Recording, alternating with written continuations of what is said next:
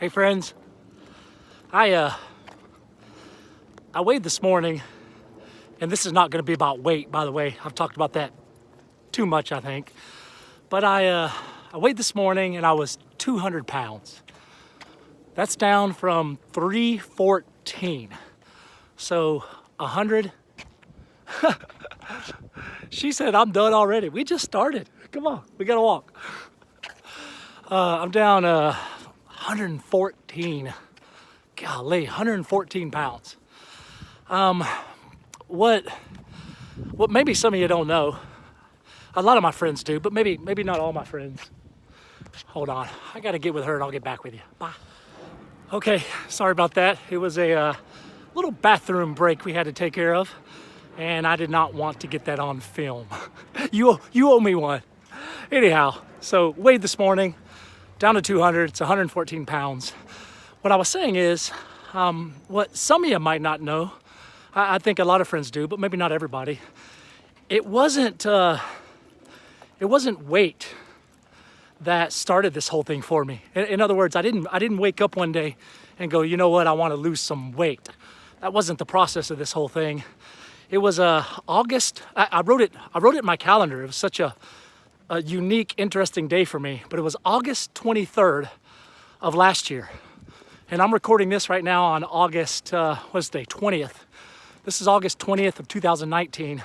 So it was August 23rd of 2018. So, you know, just about a year ago exactly. I woke up one morning and it was really desperation, exhaustion, frustration, disillusionment. Those were very prominent feelings I was really experiencing because I'd been facing and battling and hiding.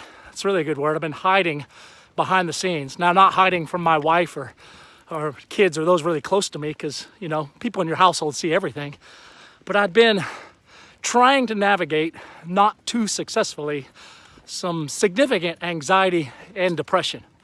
And I don't mean just being worried and getting down every now and then. I mean clinical, legit anxiety, irrational fears and worries and stuff that makes you go hide in rooms. I mean, yeah, not good stuff.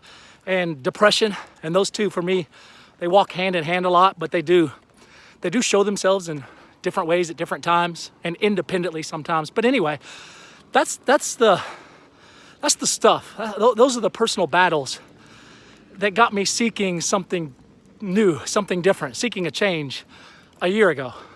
Now it turned into weight loss, and that was the need for that was very much tied into my battles, anxiety and depression.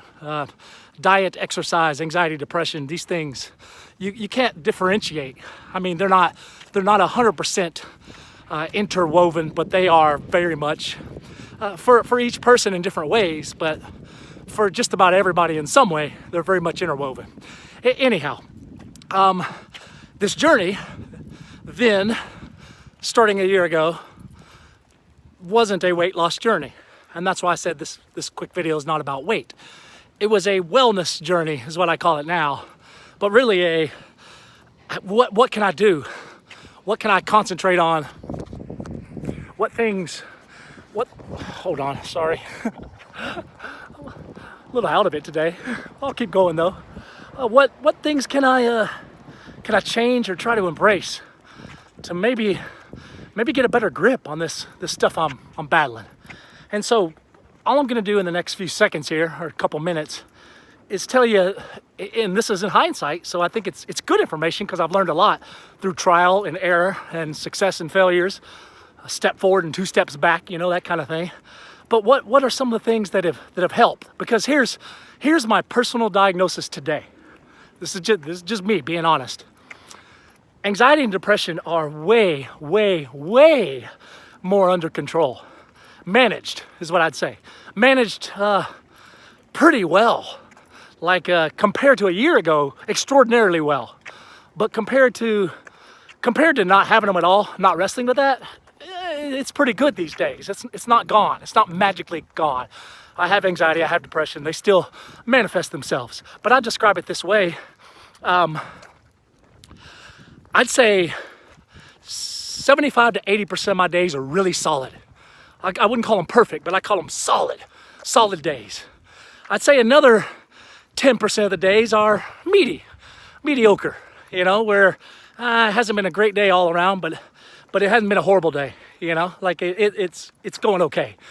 And then 10% are still, they almost regress back to a year ago, where, man, have I made any progress? Man, my anxiety, the fears going through my mind that I believe right now, I shouldn't believe, but I do. And I know they're not true, but I can't talk myself out of them. And I can't go get in that room right now. I just don't feel like I can handle it, that kind of stuff. About 10% of the time, anxiety and then the darkness, the depression, they're still there. But I've got to a point where 80% is really solid, I feel. I mean, that's a lot. That's significant. 10% mediocre. Okay, I can live with that. And the other 10%, maybe I'll just live with that the rest of my life. But maybe not. Maybe there's some other things I can do, and I'm not ruling that out. Anyhow, what things helped? That's what I want to end with. Diet intake did help. And certain foods, I learned very quickly as I was really experimenting, certain foods and certain drinks helped or hurt.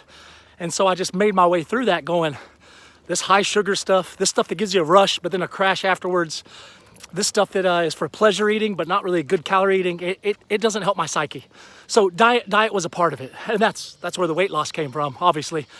Exercise was a big part of it. I already knew, because that was my coping mechanism before I even started doing other things.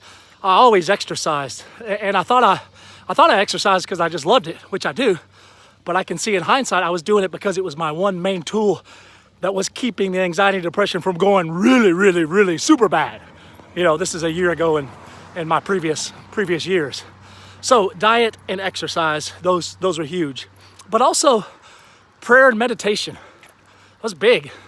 And I don't know how to differentiate between my prayer life and my meditation life because they blur together for me. But quiet times of practicing calming the mind and talking to God, the calming the mind and that practice is meditation to me. The talking to God stuff and lifting others up, that's a big part of my prayer life that's very therapeutic to me. Like I get fulfilled and I get calmed down by praying for others. So there's the prayer life, but prayer and meditation, that was big for me.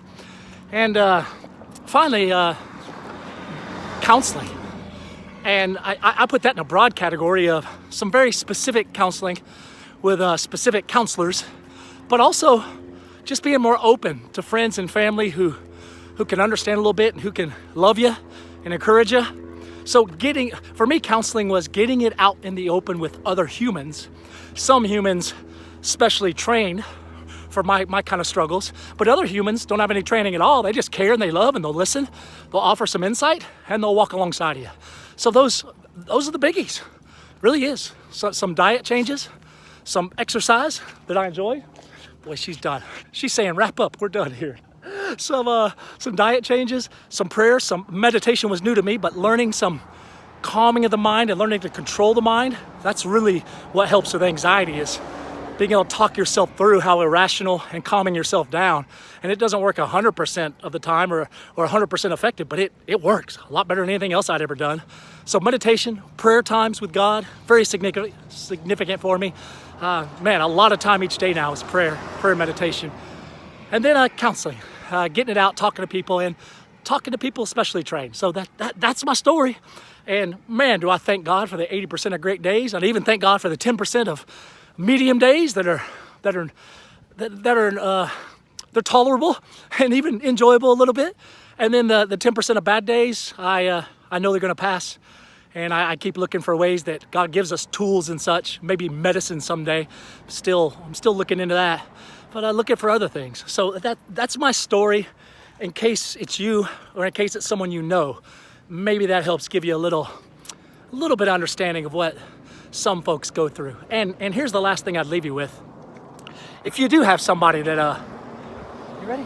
Okay. If you do have somebody that wrestles with anxiety, depression, and this stuff, please know that if you don't have it, Don't try to explain it away, and don't try to think there's a quick fix, and don't try to think their fix is going to be like anyone else's.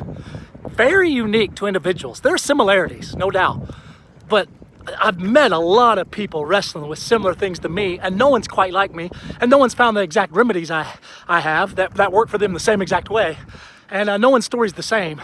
And if there's a common ground of frustration, it's that this is something you don't wish for, you don't want, like a lot of things in life that just happen to us, or you inherit, I guess.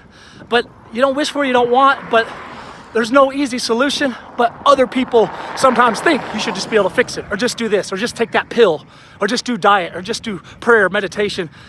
Doing the stuff sometimes doesn't help, right? So understand that if you have someone in your family, or someone near and dear to you, or a friend, or someone you've had a falling out with, I'm not trying to play victim mentality. I'm just telling you the truth. We've got a lot we can work on. I know I've got a lot I can work on, and a lot helps. But sometimes even then, nothing helps. There's some chapters, some days, some seasons, nothing helps. And you're enslaved to it, and that spills over. And I apologize to the people around me, but those people, there's some days, there's some circumstances, there's some things that are supposed to help that don't. And even pills. You got people on medicine, you got people on pills, and it's still not good. Don't blame them.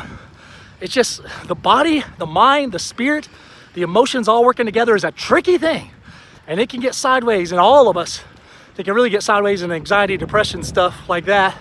And a little patience, a little compassion, a little encouragement, and understanding sometimes no matter how hard you try, it just don't go well. There's just bad days or bad weeks sometimes even. So anyway, I just say that because I've met so many people now that I've been open that have the same stuff, and I can see them hurting behind the scenes when friends and family and people that they thought really cared just don't seem to understand. And that's tough. And I understand not understanding if you don't have it. And I understand you want them to do this, get fixed. But we got to be careful with that. So, man, love people. I try to love people. I do a crappy job sometimes, but a better job other times. Ask God to help me with that all the time. But try to love people. And if you've got anxiety, depression, don't use that as an excuse not to love people. Still, it's one of the best solutions is love people in spite of how you're feeling, or try to at least. And those of you who know somebody wrestling with something personal, which is everybody around us, right? Well, let's love. Let's have some patience, some care. All right, friends, I appreciate you. Me and Rhett gonna get out of here and get in the shade here in a little bit. And it's a little windy, so I hope you can hear this. But anyway, I'll talk to you again soon. Take care. Peace, love, queso. Have a great week. All right, bye.